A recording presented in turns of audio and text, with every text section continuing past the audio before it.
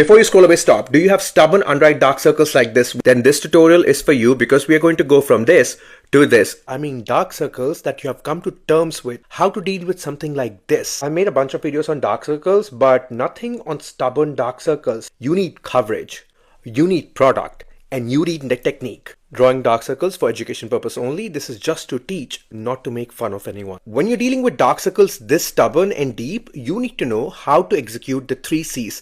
Correct, conceal, and color match. If you have brown skin or darker skin and you have stubborn dark circles, color correctors like these will never work. You need a color corrector that is deep enough to actually camouflage and conceal the dark circle. Almost hide it 60%. Just tap it over the dark circle. Do it at your own risk, but if you don't have a color corrector, you can use a lipstick or a blush and press the color corrector on top of the dark circle. You can add a little bit more of an orange color corrector along with the red. Don't be shy to figure out what shade of color corrector works for you. You can still see the dark circle, but it is 60% covered. The most obvious next step would be adding the concealer on top. But if you do that, mix that concealer into half-cooked color corrector, creating what we call the orange mud. This is the reason your under eyes start looking orange. Take a little bit of powder on a brush, even it out, just gently press it on top. You're mattifying the color corrector so it does not mix with the concealer. Always go in with a concealer that is much lighter.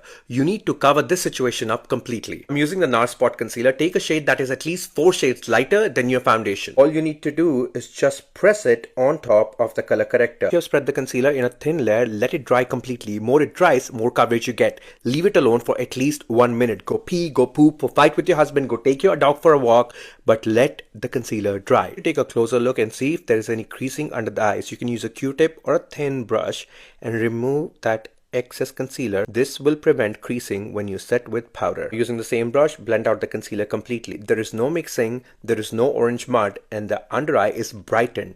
To color match this eye to the rest of the face, take a foundation that is your exact shade match. Starting from the inside, create the thinnest possible layer of coverage all over the face.